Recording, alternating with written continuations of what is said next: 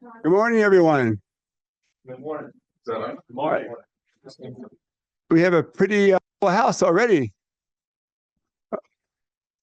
All right.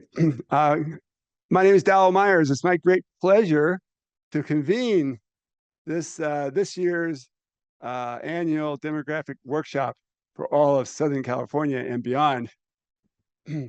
um, this is the 36th annual, and it happened today that I spoke to the person who was there for the number one, the first annual, Penny Herman. Penny, just stand up for a second.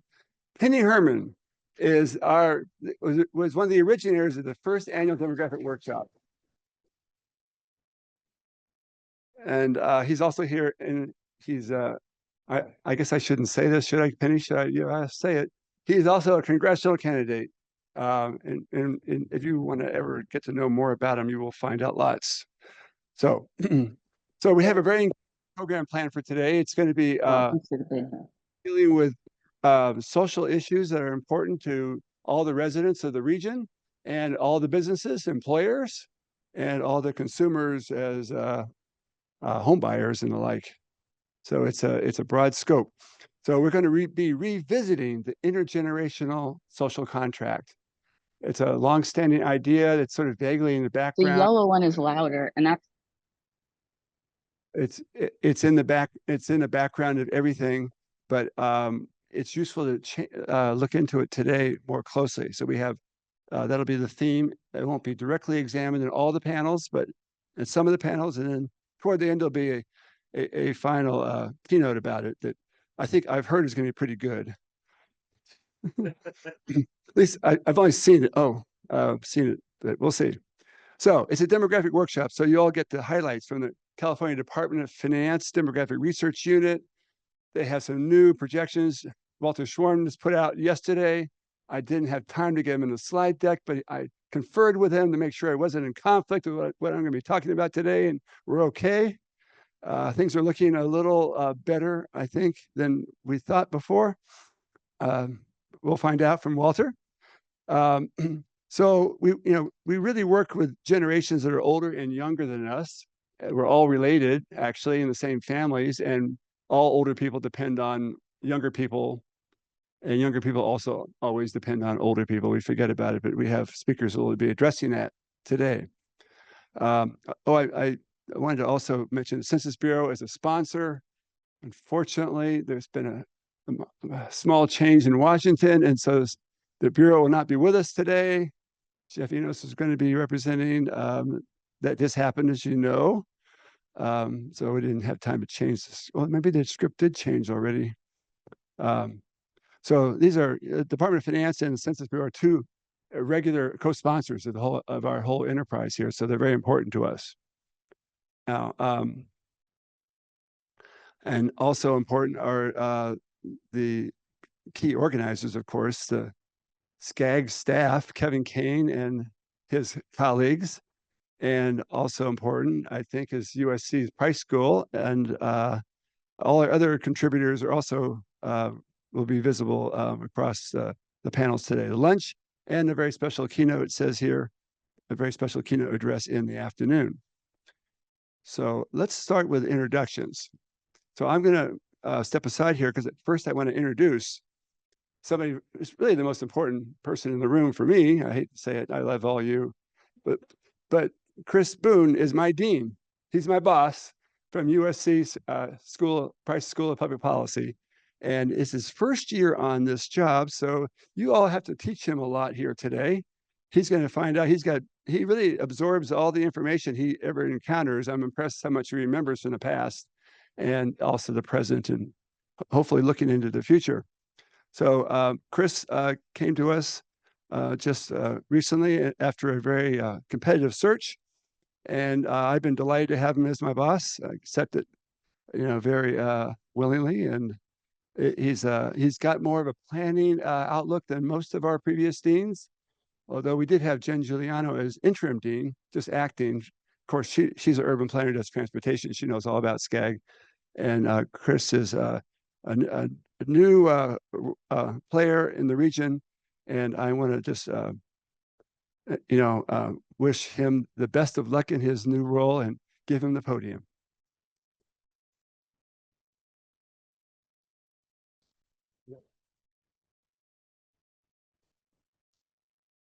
Thank you, Dal, for that very introduction. I feel like I'm in my natural habitat because I have this banner behind me, so it just makes me feel comfortable, feel like I'm at home. But of course, I'm aware of SCAG and have been for some time. This is actually a return to me to Los Angeles, the region. I was here 30 years ago. My very first academic position was at Cal State LA, and I was in the Geography and Urban Analysis department there. So got to know the great work of SCAG at that time and really admire this institution. And of course, I'm also an admirer of regional governance as well, because I think that allows us to tackle some issues that's very difficult when we have fragmented jurisdictions. So when I was walking in, I was reading the timeline, and it was really fascinating. One, that SCAG has been around for so long, but that it has evolved over time to reflect the needs and the priorities of what it means to live in a megapolitan region. So congratulations on so many decades of success. So, yes, I am Chris Boone. Just to confirm, I am the Dean of the School of Public Policy, the USC Saul Price. This event is very fascinating to me as well because I do a lot of work with census data. I'm not a trained demographer, but I try to play one on TV occasionally. Demography to me is one of those fields I'm somewhat envious of because demographers often get it right.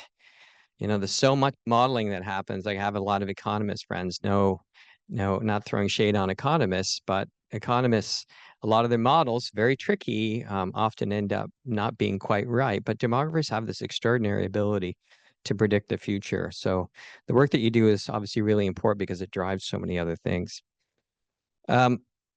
So revisiting the intergenerational social contract to me is a really fascinating idea. And one thing that Dal didn't mention is I was the dean of a school of sustainability at Arizona State University where I was for almost 20 years. And that idea of intergenerational contract is really central to the idea of sustainability. It's about fairness between generations, within generations, but especially between generations.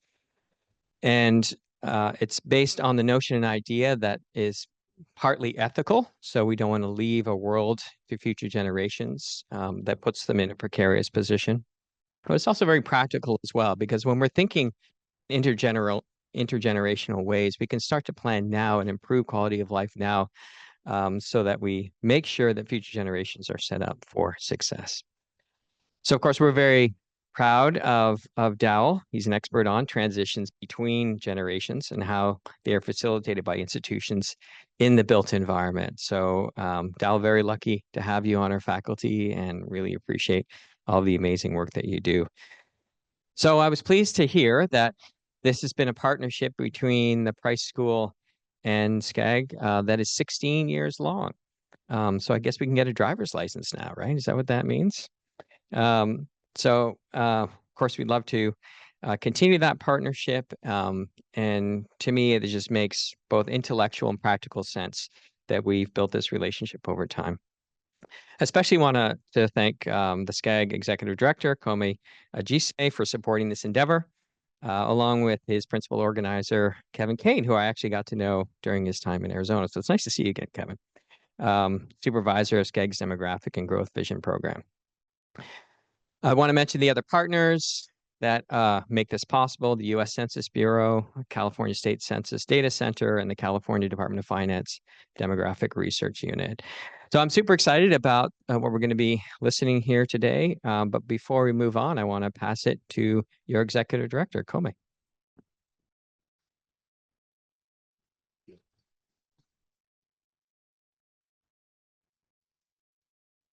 Good morning.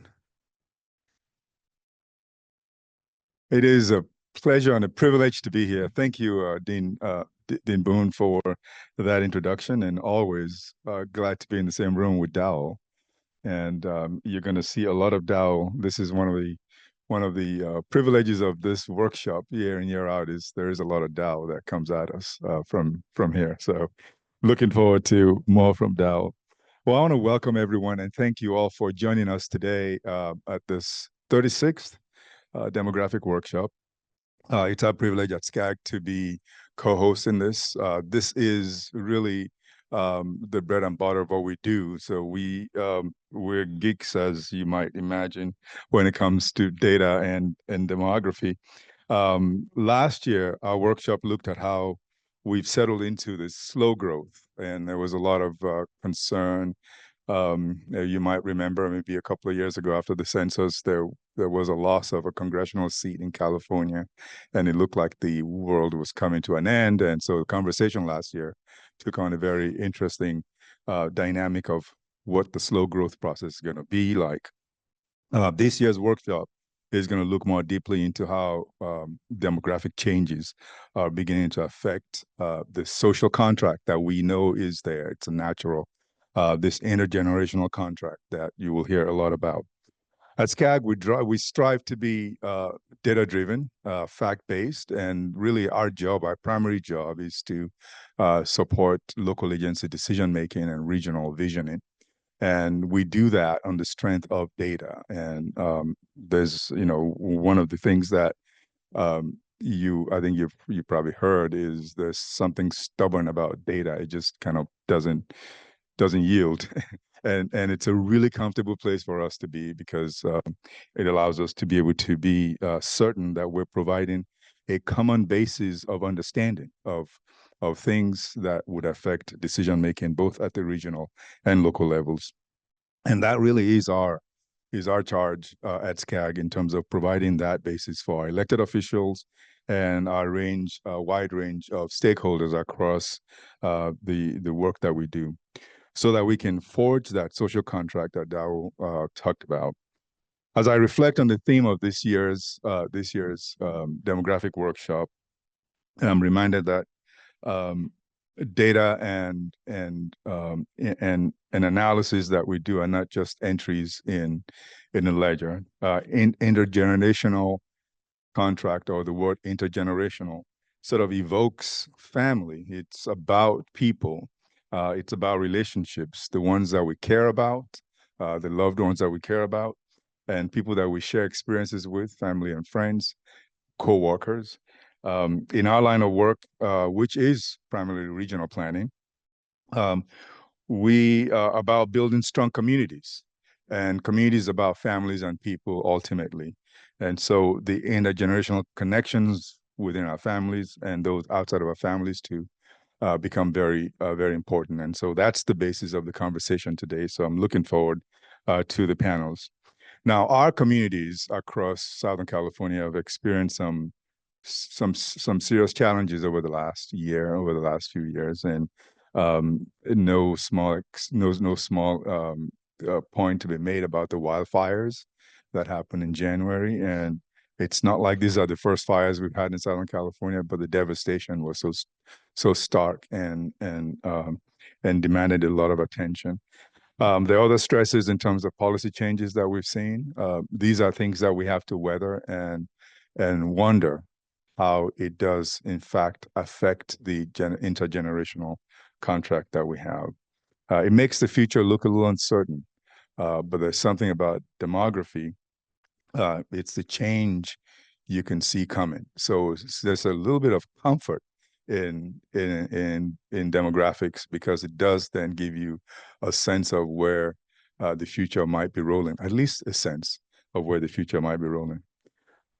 But there's a reason that we continue to do this event here at SCAG, and that's one of the reasons, because it is it sort of allows us to keep an eye on this obvious demography. It's the obvious that most people don't pay attention to. So I look forward to this event every year, because it's sort of like an oasis in the midst of all the mishmash confusion that's going on in the world, because it gives us a sense of certainty about what we might or should be expecting as a result.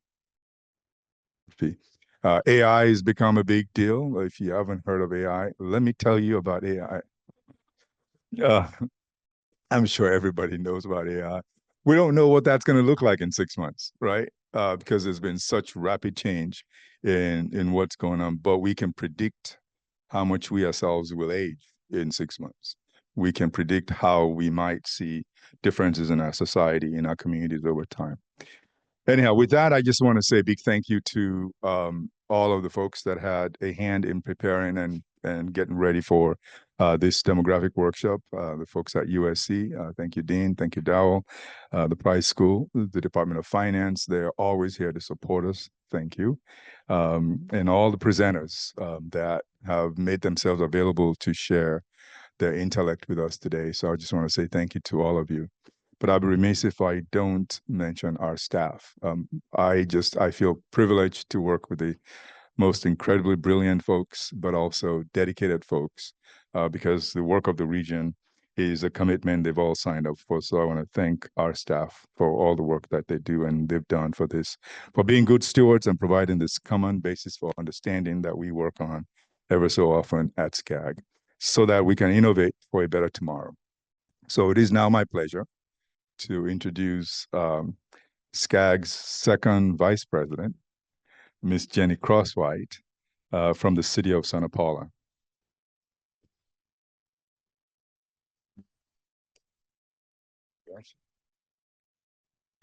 Thank you, Kome and USC and everyone who has worked so hard to make today possible. So as he mentioned, I have the privilege of serving as a council member in the city of Santa Paula. It's a city of about 32,000 people located out in Ventura County. And I've been on the council now for over a decade. Today, I'm here, though, as part of SCAG's regional leadership.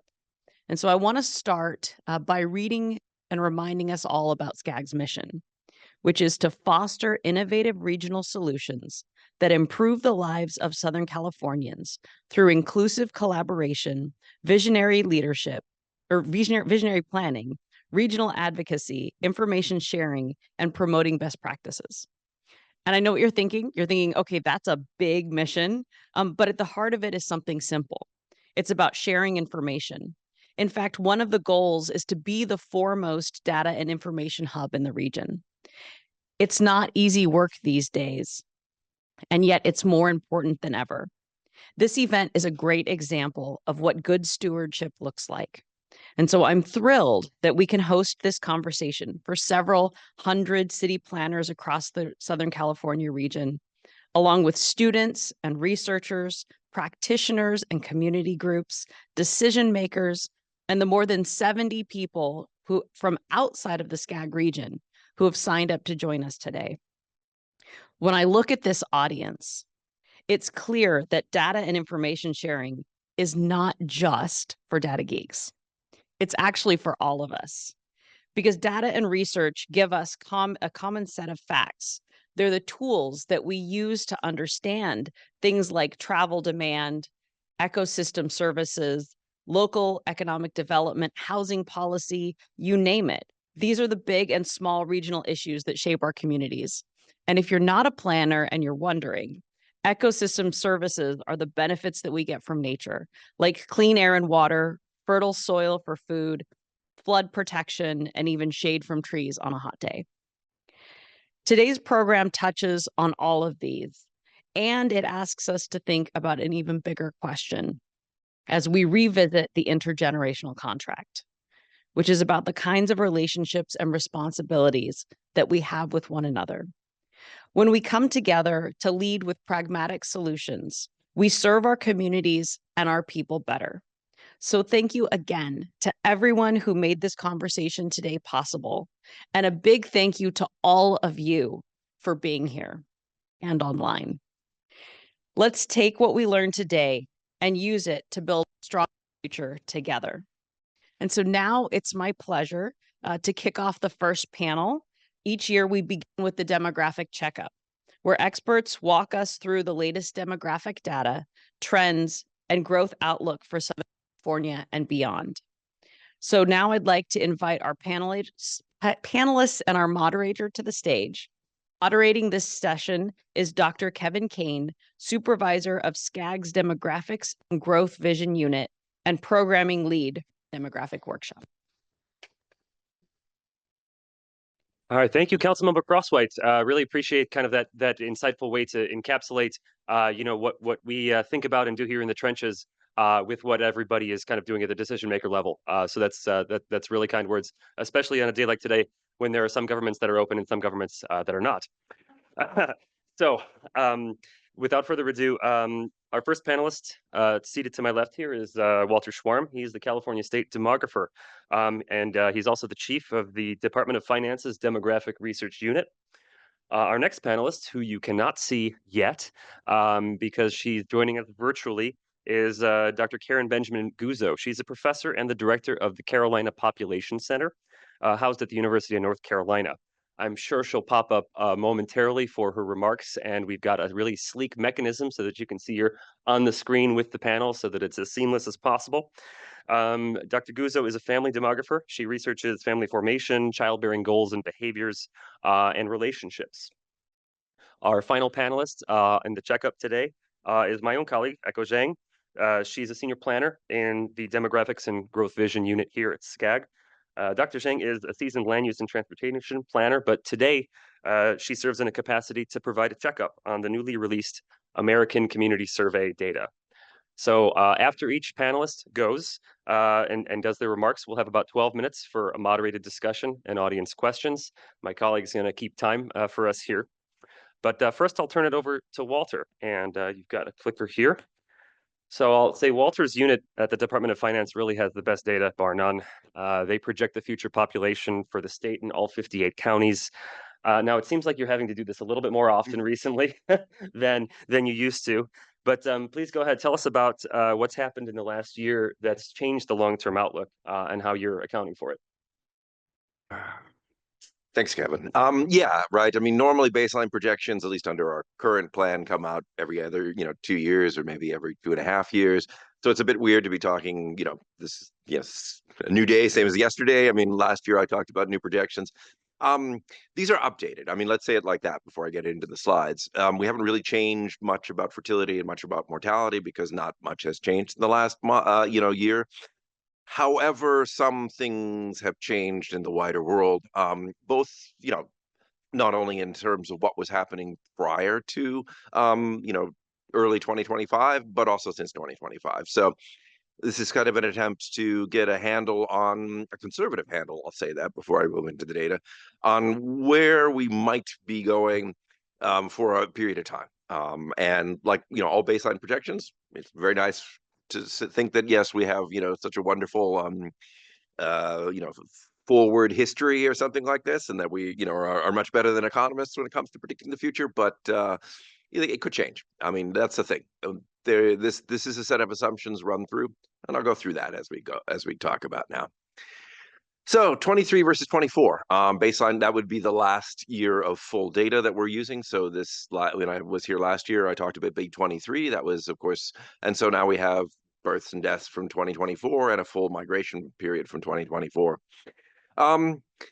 So as I mentioned, and you see down here, right, births remain the same, TFR 1.3, life expectancy, we're slowing out those life expectancy gains, but that's fundamentally unchanged from B23, except for maybe a little bit of correction to the 100 plus population, which might have been a little bit effusive in the last projection series. But, that doesn't really affect us until 2060 or 2070, really, for the most part. So what has changed? The big change here is a reexamination of migration, and both on the international for obvious reasons, but also since international migration to California really is a driver of domestic migration as well. It's kind of an analysis on both sides of that. As you see here, right, I'm starting with the big picture. Not much really has changed. Obviously, in the tail there, that's where things really begin to sort of have multiple sort of effects, as we have this sort of compounding effect. We do continue to grow, and we're just growing a little bit less, but certainly for the next immediate future, it's about the same. And so you're asking, well, how does that work? Well, let's see how that works. Two things are different really here about this series. As you can see in the migration flows on the very top, that's overall net migration for California. When we were doing the B23 series, we had not yet had any data, nor any, right, CBO told Census to go ahead and, correct its data for the number of asylees and individuals with temporary protected status. Similarly, around the same time, we decided that, yeah, we probably should correct for that as well, because there is data available. And as Kevin has pointed out in some of his things, we can see the effects within California, i.e., we have labor market effects that we would not expect if we did not have more migration. So the revised, earlier estimates, that's that red spike that goes in there, that this reflects just really two things: temporary protected status individuals and also individuals with direct asylum claims that are actively in court. So we're not really, this is a very narrow slice of those potential individuals that might have come to the United States between 21 and 24, but it is significant enough to bolster that up. You see that in the foreign migration chart there. It's very different than the one that existed previously. So what's new going forward? Well, what new going forward is both a lower foreign migration after the next couple of years, and then in the future as well. And I'll talk more about that in the very next slide. The other thing that's a bit different between these two things is domestic migration has been negative, as you can plainly see there, for the last 20 years. We haven't had a positive number in a long time.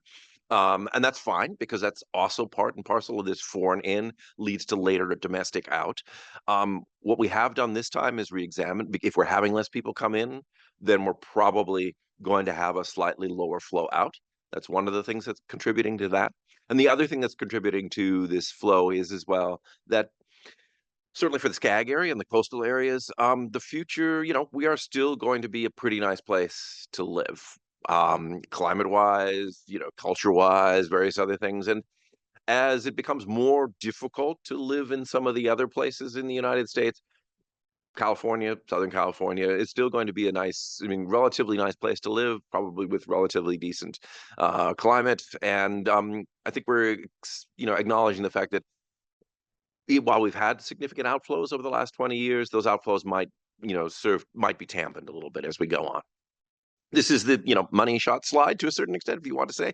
You can see both the real change in international ins that we did across this time period in terms of estimating the flow of immigrants in 23 and 24, and the magnitude of that, which did not exist previously. Now, immigration when we did 23, we were assuming, sort of a trend between the last of some of, not necessarily those significant inflows, but certainly a trend that was more like the middle of the 2010s. That might have been, that was just what was going at the time. Obviously, at this particular point in time, we've had a change of administration. We're now modeling more or less the next couple of years on 2018, 2019, in the sense that that was truly when the previous Trump administration had slowed down legal domestic ins and had pretty much, sort of found ways of making the border, sort of less attractive for asylees. And so I guess we're continuing to see that. I know Kevin was going to have a question about something future, so I won't even mention about that in the interest of time. The only thing I will say, from these low points, we do raise it up to approximately, 134, 136. So that's down from about, 178, 180 as the average, long-term average going forward. The reason we raise it up is because around 2022, 2032, 2023, at the levels that even this is even the most, the most recent Census Bureau projection for the nation, we would have natural decrease. Fundamentally, I do not, this is making sort of I don't know that we as a country are ready for the population of the United States shrinking year after year after year. At that point, I think the political pressures would probably be high enough that we would finally put together a reasonable immigration reform package and maybe be able to figure out what is an optimal level of immigration that supports future growth within the United States. And to a certain extent, that's reflected here as well. Just to further emphasize the fact that this is not, it's a small change in a way. It looks radical in that last slide that I showed you. But on the other hand, its relative effect is not that much. These are the age pyramids as we go along. You can see from the age and sex structure of the population, not much really changes until 2050, 2070 is where we begin to see some real changes. And that's obviously because, migration is an add-on effect. at that particular point in time, particularly in the years of greatest likelihood of migration, 20 through about 42, 45, we do start to see the fact that the population is indeed a bit smaller because there are fewer births as we go along and things go. So on the whole here, right, I mean, this is a rethinking of a little bit of the projections, acknowledging the fact that we live in a very sort of different world, and particularly the next couple of years, we'll probably have significantly lower levels of immigration. But it's also reflecting the fact that those impediments, those effects that we're seeing currently in the legal migration flow probably do have somewhat permanent response or permanent effects that it's difficult to say that when we would ever be able to sort of recover from them. In other words, people make migratory decisions based on what they've seen in the most recent past, and those migratory decisions take a long time for many individuals to actually, implement, right? If you think about the time it takes for a legal immigrant living overseas to go to an American consulate and apply for a work visa and apply for permanent residency and actually get the right to come over, this is a 6 to 7 year long process if you're staying within, the country of origin. I'm not even talking about H-1Bs. That does not figure in these statistics whatsoever yet.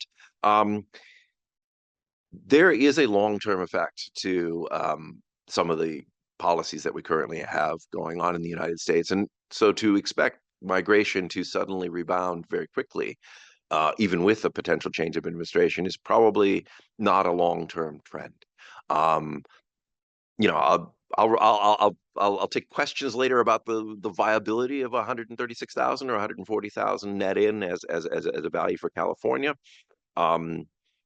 We'll see as things go as we go along. Anyhow, my last thing is thank you very much. There's, if you maybe get these slides at some particular point in time, take a look at the projection page. Probably most interesting, take a look at our data portal, because all of this stuff is up there on nice visualizations and you can explore at your leisure as times go along. So thanks. Well, thank you so much, Walter. We'll go right on to the next panelist and do kind of the consolidated Q&A and discussion at the end. So I'll turn it over right now to Karen, who's joining us from North Carolina. All right, thank you. So I appreciate the invitation to speak here, and I will go ahead and dive right in and talk about some of the more general trends we're seeing in the United States in terms of births and childbearing behavior. So, sorry, I can move these along. So you've probably all heard some variation of the fact that US birth rates are at record lows. And this is true. So this is the total fertility rate, which is a hypothetical estimate of the number of children a woman will have over her lifetime if she follows the birth rates of different age groups today as she moves through her childbearing years. So it assumes that today's 15-year-olds will act like today's 25-year-olds when they're 25, will act like today's 30-year-olds when they're 30. And so it's a hypothetical number, but I'll come back to that in a little bit.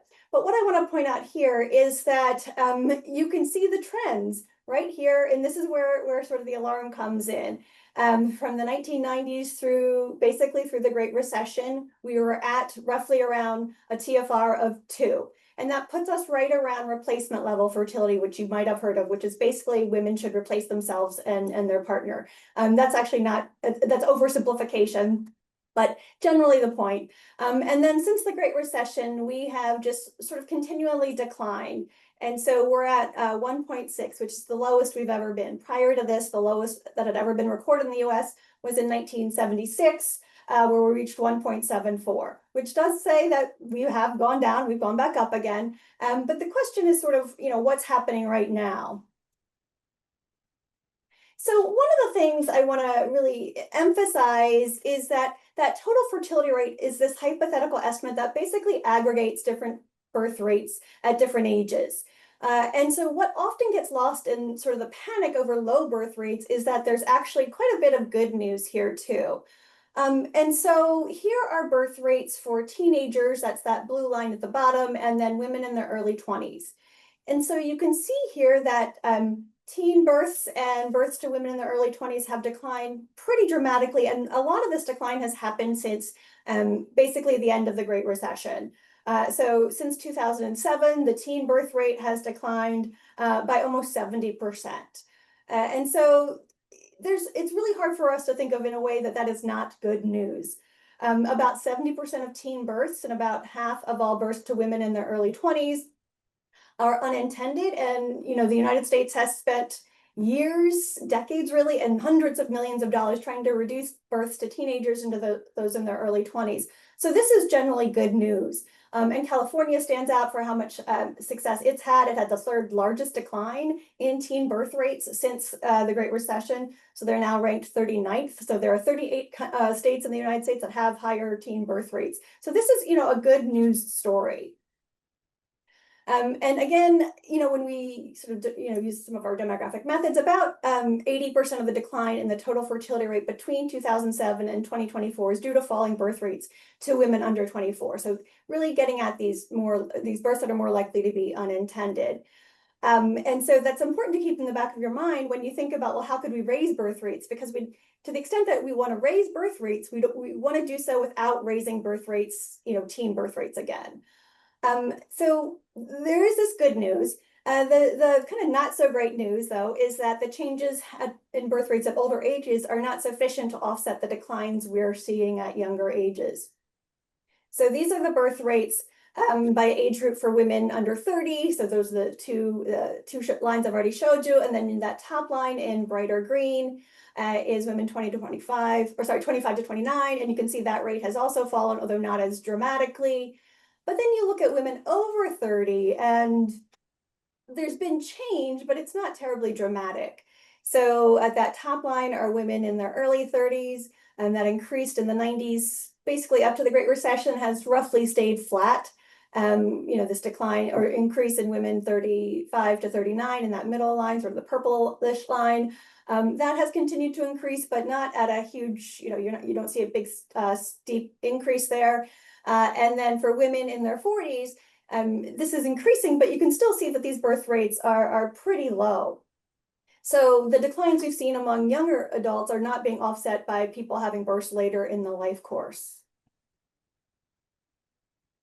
As a result, we're seeing that we are kind of at record high birth rates in the United States at 27.5. And again, you can see here that the increase since the Great Recession, the sort of slope of this line suggests that age at first birth is really rapidly increasing.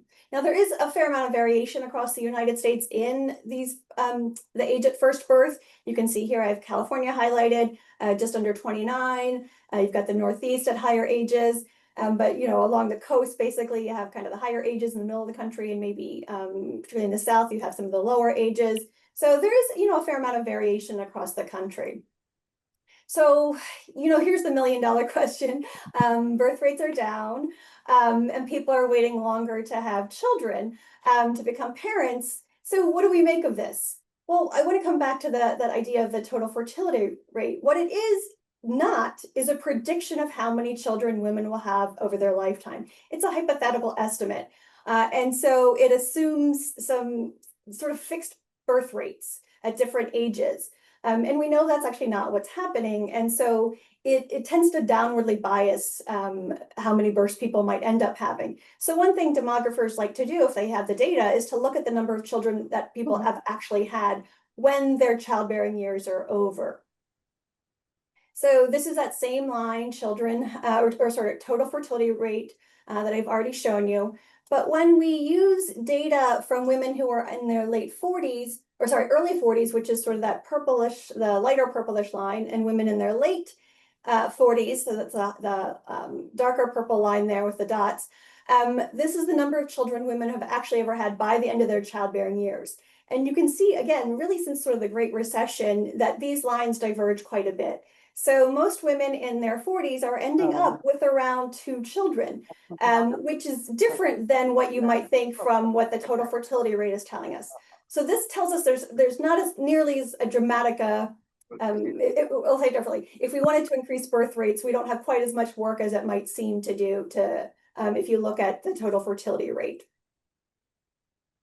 And I'll also mention that our rates of childlessness, and this is both involuntary and voluntary childlessness, has not changed dramatically over the past 30 years. It's gone up maybe a percentage point or so. And so most people are still having kids. And on average, they're still having about 2 kids by the end of their childbearing years. Does this mean future generations, so today's 20-year-olds, will they follow these same patterns? You know, that's still the million-dollar question, and it's not quite clear they will, but it's not quite clear they don't want to. So let me come back to that. Hold on, see if I can get, okay, there we go. So one of the reasons that we're not sure that the birth rates will, that future generations will not follow the paths of people who've already finished their childbearing years is that our norms about family size and what people say about having kids has actually not changed that much. So this is at the national level. These are from the Gallup, these are Gallup polls, where they've asked people, how many children do you think is the ideal number of children for for a family to have? So this is not how many do you expect to have or what are your personal goals, but it is a nice indicator of kind of generalized views towards family and childbearing. And what you can see here is that we're actually at sort of basically a record high since 1990. And really what this means is most people say 2, and some of them say 3 or more. Very few people are saying 0 or 1 is the ideal family size. And it's not driven by people saying, oh, I don't even know if, you know, there's an ideal number, no one should have kids. That's the bars at the bottom, people who are saying there's no ideal number, that's fluctuated over time, so that's not driving this. So people are still saying, yeah, people should have 2 kids, that's the ideal number, maybe even more. So my takeaway as someone who does a lot of research on people's childbearing intentions is really that declining fertility is not driven primarily by people rejecting parenthood or saying they only want to have 1 child. But I think what's really happening is contemporary childbearing is conditional. So there's really no debate about the fact that childbearing and parenthood is no longer compulsory. That's pretty true. But people still seem to want to have kids, but you know, they want to have them under, you know, preferred circumstances. And I'll talk about what those are in a minute. But they have these ideals in mind as to when they want to have children. And arguably, we also as a society have some pretty strong norms about who should have kids and under what circumstances. And so what's happening is I think people are making choices to say, yeah, not now. They're looking around their lives at their conditions of their lives, and they're deciding that they don't have those conditions that they think are important in which to have children or have another child. And so they're postponing having kids at any given moment. And that can drive down birth rates, you know, at a given point in time. So what are those conditions for childbearing? Well, you know, a big one, of course, is a stable partnership. Not necessarily marriage, but marriage is still pretty tightly tied to having kids. Marriage rates are down. People are still forming relationships, but they might not be making that ultimate commitment, but people are waiting longer to get married, to form these relationships. And those are often related to kind of these second and third points, is that not only do people want to have a good partnership, but they want to have a good job. They want to have a job where they know what their hours are, where it's predictable, it's interesting to them, it, you know, is flexible enough. So they don't want to be working, you know, a kind of gig job or consulting jobs where their, you know, hours vacillate from week to week, but they also don't want to be working 60 or 80 hours a week. They want to be able to think about, you know, I want to be a parent and involved with my kids. So they want some flexibility. But financial security is probably the biggest one outside of partnership here. So financial security is a couple of different things. It is being able to afford childcare. Any parent in that room knows exactly how much childcare costs and how painful it is. And it's so expensive. But they also, maybe they'll want to say, I'd like to cut back at work. I'd like to work a little bit less. Is that an option? You need money to do that too. But it's also housing. Housing is, of course, a huge issue in California and in many urban areas as well. It's not just, can I afford a place, but you know, is it big enough? Is it in a safe enough neighborhood? Is it close to where I live or close to where my family would be? So having financial security, they want to have, you know, limited debt if possible. What's happened after the Great Recession is that we've seen a real increase in student loan debt among people, including those who have gone to school but not finished, which is particularly difficult. We're also seeing that people are in the past 2 years increasingly concerned about access to healthcare. So if I get pregnant, can I get care if I need it? Especially if I already have children, I want to make sure I'm not risking my current children to have more. And then, increasingly, this is maybe a newer thing. We're seeing some people interested in making sure they have good psychological health. They want to make sure they're mature and stable and, are just ready to be good parents. And so that's really what it comes down to. People are starting to think, am I a parent, or would it be a good parent? Am I in a good place? Do I feel good about the future? So not just now, but in the future. And so people think of these conditions as important because parenting is hard. And parenting has always been hard, but social media maybe makes it a little bit harder.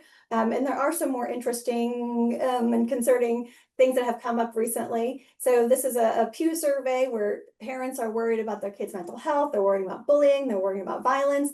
These aren't in the Pew survey, but they're worried about screen time. They're worried about health, like vaccinations. Can they get enough? Are they getting too many? About their children's access to clean food and healthy food. They're worried about things in the long term. What kind of educational opportunities will my kids have? What kind of jobs will be available in the future as I'm seeing, whole industries die up? Parents are very worried, and this is true across, a whole range of high-income countries, about their kids' financial well-being and whether their kids will be able to get ahead. So these are some real concerns. Then there's also the broader existential concerns, climate change, globalization, war, another pandemic. So there's a lot for people to be worried about. And so, the stakes of parenthood seem really high. And I think a lot of people people talk about, why aren't young people having kids? They're selfish and they want avocado toast. I think it's actually not that at all. I think it's people are saying, man, I got to do a good job to raise my kids. And so, do I have the resources to make sure my kids would be successful? And if not, maybe I should hold off. And so, my ultimate sort of takeaway is that because having kids is this commitment to the future, you're setting yourself on a path for 18, 20, 25 years. And if you don't feel confident about what your future looks like, you might just decide over and over and over again not to have kids now. And then at some point that could end up being, you're not having any children, or you might end up having fewer children than you've liked because you started later than you would have preferred. And so I think we really need to address how people feel about the future and some of the costs and the ways, their outlooks that they're facing. So with that, I will wrap it up. Thanks. Well, thank you so much, Karen. I, for one, am a little bit less concerned, kind of from the demographer's point of view here. So I'll pass it over now to our last panelist, Echo Zhang. Take it away. Good morning, everyone. My name is Echo, Regional Planner with SCAG. Today, I'll talk about living and working in 2024, drawing from the 2024 American Community Survey data, which came out just 3 weeks ago. This year, we were fortunate to have Alicia Chang from USC join us in analyzing the data and putting together a report. The report continues to look at key housing and economic trends in the region, and this time with nearly 2 decades of data available, we've framed this analysis around the highs, lows, and shocks that have shaped the region over time. Today, I'll talk about a few housing-related trends and telework patterns in the region. So let's begin with a classic Southern California story on home price pressure. In 2024, real median household income in the region reached $98.8 thousand. That was a 17% increase since 10 years ago. Real median home value reached over $800,000. That was a rebound after a slight dip in 2023, and it was a 35% increase compared to 2014. The region's home ownership rate was at 53%, quite stagnant over the past decade. So overall, we are seeing solid income growth in the region. The region's real median household income growth continued to outpace the national growth. In the meantime, the cost of owning a home is really catching up nationally. So here we are looking at the ratio of median home value over median household income. It measures how expensive a typical home in an area is relative to a typical household's income. For the SCAG region, this ratio has been persistently high. So for the past decade, it hovered between 7 and 8, but nationally, this ratio increased dramatically from about 5 in 2019 to 7.4 in 2024. So here you can really see the gap has become much narrower, and the cost of and the challenge of becoming a homeowner is great in the region, but also nationally. So here I want to specifically talk about home ownership for our young adults, so those who age 25 to 34 years old. The region and the US have followed quite similar trends for this metric. Home ownership rate for these young adults peaked in 2006, declined through the Great Recession, and hit bottom in 2016. And then there were a few years of slow recovery, but that recovery kind of lost momentum in 2022. So coincidentally, 2022 was also the year when Gen Z entered this age group, and began being captured in the ACS data. Now, generational boundary is arbitrary, but it's a helpful way to contextualize your data. And if you recall, 2022 was also the year when interest rates began to rise and home prices were already quite elevated. So, unsurprisingly, home ownership rates for these young adults began to decline in 2022, and we are seeing that the younger generation coming of age has been facing a particularly challenging housing market. So, when you can't buy a home, you have to remain in the rental market, which is also quite challenging. So even before the pandemic in 2019, the SCAG region already had some of the highest rents in the country, and rent increases continue to accelerate post-pandemic. So since 2019, SCAG's median rent increased by over 7%, quite significant from an already elevated level. The national median also increased by nearly 12%. And within our region, the fastest rent hikes occurred from the historically more affordable inland counties. So specifically in San Bernardino, the 5-year increase was over 20%. And in Riverside County, this increase was 13%. And this was enough to push Riverside County to replace Los Angeles to have the third highest rent in the region in 2024. So we've talked about home prices, talked about rents, which continue to signal intense demand for housing for our region. What about supply? So here we're looking at data from Department of Finance. We're looking at new housing growth from 2020 through the end of 2024. During this time, the SCAG region has added roughly 49,000 units on average per year, and nearly a quarter of the new housing growth has been accessory dwelling units or ADUs, and half of it has been multifamily units. So these units are typically oriented towards renters. So on this chart, you can see Los Angeles counties really stood out. Indeed, ADUs and multifamily units in LA County account for roughly half of the new housing growth in the region. This is significant, and it's paired with another data points that we talked about in the report. In LA County, nearly 20,000 fewer households were overcrowded in 2024 compared to 10 years ago. So this is reflective of a combined effect of population drop during this time and also steady increase in housing supply. I also want to know that majority of the non-ADU single-family units were added in Riverside County, followed by San Bernardino County. And Orange County, also worth highlighting, it has had a fairly balanced mix of new housing growth, with 1/3 being non-ADU single-family units and half being multifamily units. So overall, we are seeing steady increase in supply, but with the intense demand for housing, it will take some time for the supply to actually start to have impact on our price. So now let's turn to telework. The ACS data shows that in 2024, 13.9% of workers reported working from home in the SCAG region. This was a very small drop from 2023. So overall, we can say that remote work has entered a new normal. It's here to stay. But I do want to know that the ACS data does not effectively capture hybrid workers. So to better get at that nuance, we turn to the national data from current population survey. Here we are seeing that the orange bars here show the percent of fully remote workers in the US. We can see that nationally, fully remote rates remained quite stable in the past 2 years, roughly 10 to 11%. And the green bars here showing the percent of hybrid workers.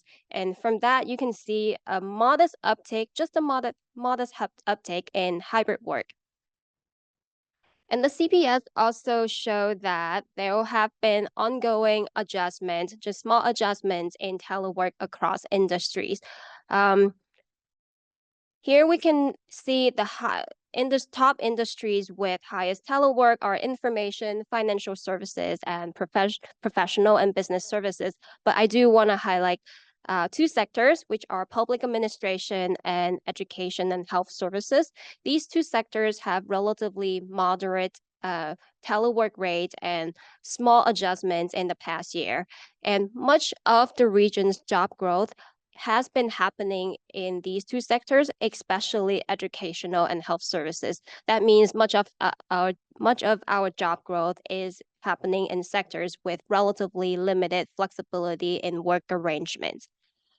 Finally, let's turn back to ACS, which have added the socioeconomic status for home-based workers starting in 2023.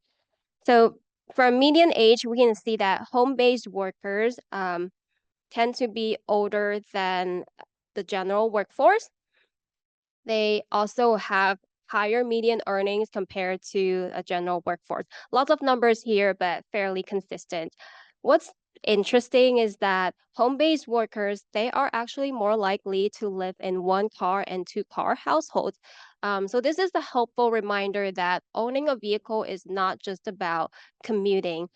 Even if you work from home, you might still have to rely on your vehicle to do school drop-off, run errands, and other trip purposes. So now it's a matter of when and why you get into your car. But we do see that home-based workers are less likely to live in households with 3 or more vehicles. So these tend to be larger households and households with multi-generational living. Just a quick recap on what these trends mean for people. Again, for households, we are observing pretty robust real income growth.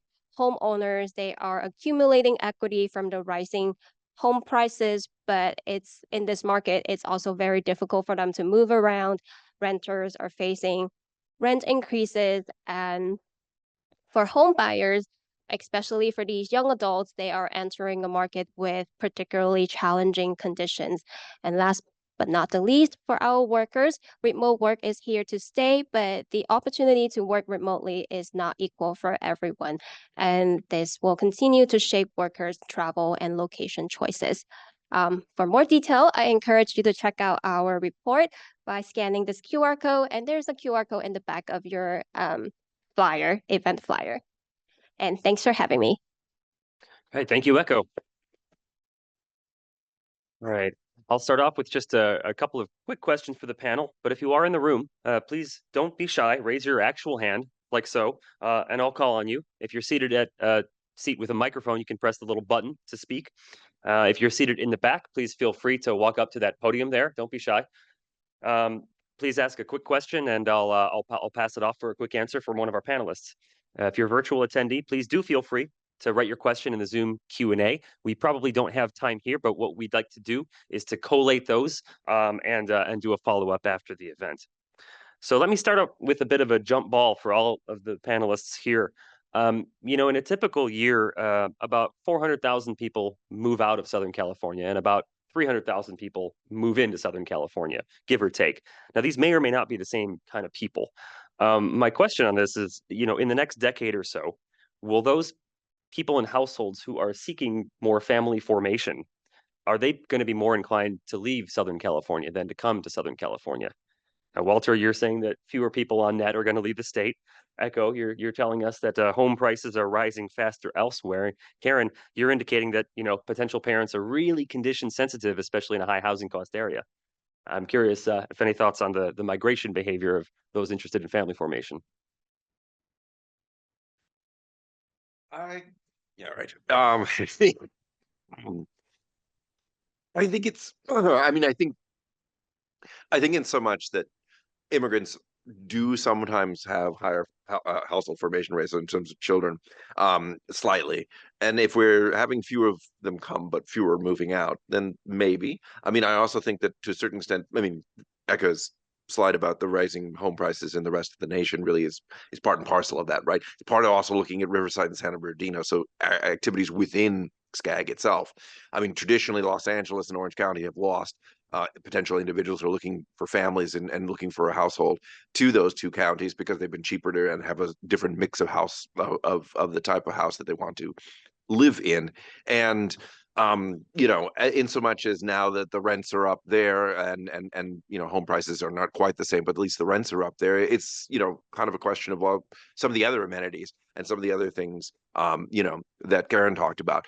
Is childcare cheaper or more available? Are some of those other pieces more available here than there are other places? Or do you like them better here? And are we doing a better job of providing those type of things than, say, another state or another region? And so I think that that would really, I mean, that's going to determine whether or not that's going to come to pass. Yeah, I would just sort of agree with that. I think people are really interested in making sure that, you know, they can afford to give their kids the kind of lifestyle that they think is the right way to raise kids. So it wouldn't surprise me if young adults move into Southern California and then when they're ready to get married and have kids, then sort of move back out again. But then it's still possible you could have kind of a continued influx of, you know, the next generation of young adults coming in, setting themselves up, and then when they're ready to get married and have kids, moving a little further out to the suburbs. So it sort of depends again, maybe on how available things like remote work might be. So what I often worry about is that people with a college degree can afford to move in and then move back out, and then other folks won't have the same opportunities because they might not have options for remote work in the same way. Yeah, I think at the end of the day, it's what you value and what you can afford, right? But I do want to mention another thing is that for people that have like cultural ties here, that just adds another reason for trying your best to stay. The reason I said that is that another data point we added in the report is that the share of children with both parents in the labor force, so both parents are working, has been steadily increasing over the past 2 decades. And with both parents at work, you probably need more help taking care of your children, and sometimes having the family ties here can support to some extent. It's a whole basket of considerations, certainly. Thanks, everyone. I'd like to open it up to the floor. Who has a question? Mary, go ahead. Please press that button. Hi, thank you. Follow-up question, maybe for Karen. How much of an impact do you think access to reproductive health care, for instance, might have when we're talking about drawing people to states where they feel more secure about being able to control their reproductive health, and also, you know, when to have children and what kind of health care would be available? So, do you think that's... You know, that's a great question. I don't think we have great data points on this yet, but anecdotally, in some of the more smaller surveys and interview projects I've seen, people are thinking, I can't have another child here. What if I get, you know, people are worried about especially if I already have children, am I risking my ability to parent my current kids by having a child in a state where if something goes wrong, you know, I'm risking my own life. And so I think states that have more open access to family planning and reproductive care throughout the entire spectrum of needs will sort of be at an advantage in that sense. I do think people are going to start really taking that seriously, that having children should not be something that puts your life and well-being at risk, especially again, if you have others who are depending on you. You know, it really might seem a pretty risky endeavor to do. So I do have a lot of concerns about access to reproduction and the full spectrum of care. And I don't think we're done seeing assaults on those in other states. And so I'd like to think I'm wrong, but I don't think I am. Thanks. Other questions from the audience? Please don't be shy. Yes. Thank you, Kevin. First and foremost, thank you all for your presentation. It was wonderful information. My name is Daniel Ramos, Vice Mayor for the amazing city of Adelanto. My question is to echo Walter. Please chime in if you'd like. In regards to that, I believe it was the last slide that you have, or second to last slide that you showed, the bar graph where it listed single family, multifamily, ADU housing. The city of Adelanto, we're only about 25, 30% developed right now. We're moving very aggressively in building, housing. In your advice, right? What direction should we go in, or would you want to see us go in when it comes to the housing that we're building? Multifamily, single family, ADUs, what would you suggest? Well, overall, a balanced mix of housing supply that provide a wide range of options is, I would say, a good place to start. And also, I mean, in the state, there's legislative reform has been gaining some traction. So, take advantage of these legislative reform and also just consider what's good what's good for the city's demographics. Yeah, I mean, that would be my answer would be whatever HCD wants you to do. No, a balanced, balanced is better, because you need. I mean, this goes to Dowell's comments that he's going to have. I know he's going to have. You need some multifamily so that you can get households for those young people who are coming and moving out. So you need some multifamily so they can move into that. You need some single family homes for them to move to later on to have children, and then you need multifamily again. You need senior living. You need places where those individuals, if you want them to be in Adelanto the entire time of their life, which you do, then you need that kind of balance between that. Because if you have on one side or the other, then you're going to be losing them. You might get them back, but on the other hand, they might be someplace else. Sure. Thank you. Thanks for that. And there are opportunities for single family development, certainly, but goodness, the rent increases in San Bernardino County that Echo mentioned make that case well too. I think we might have time for one more question. Does anybody from the audience? Please. Thanks. Elizabeth Hansberg with People for Housing in Orange County.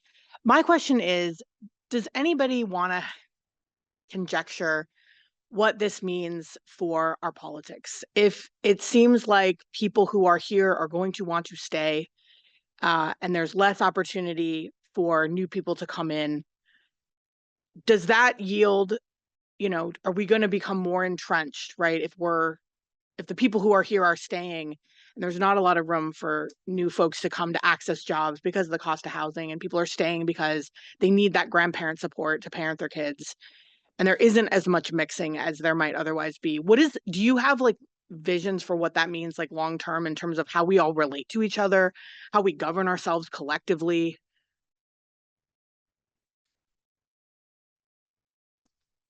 Somewhat beyond my scope on that one.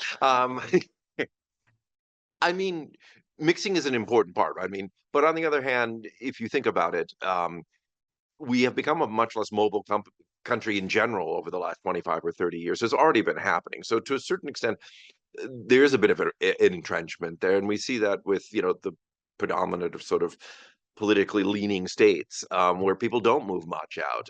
So that really kind of says that there will be probably a decline in diversity of opinion within some of these areas, which is both a good and a bad thing. So unfortunately, also one of the things that contributes with we have a lower immigration level, that also is a level of sort of outside culture and outside influence that generally creates positive effects that will go away a little bit during that time as well. It's I mean, how does it actually work out at that point? Well, I think that's a question about how, here's where it's beyond my scope. How are we going to meet those challenges? What are we going to be? Are we going to become more polarized? Are we going to really not try and reach out? Are we going to be really insular in our local areas, or are we going to have to band together because the overall challenges, be the environment or be various other things, are large enough that we really need the cohesiveness of an entire community? And that's, who knows?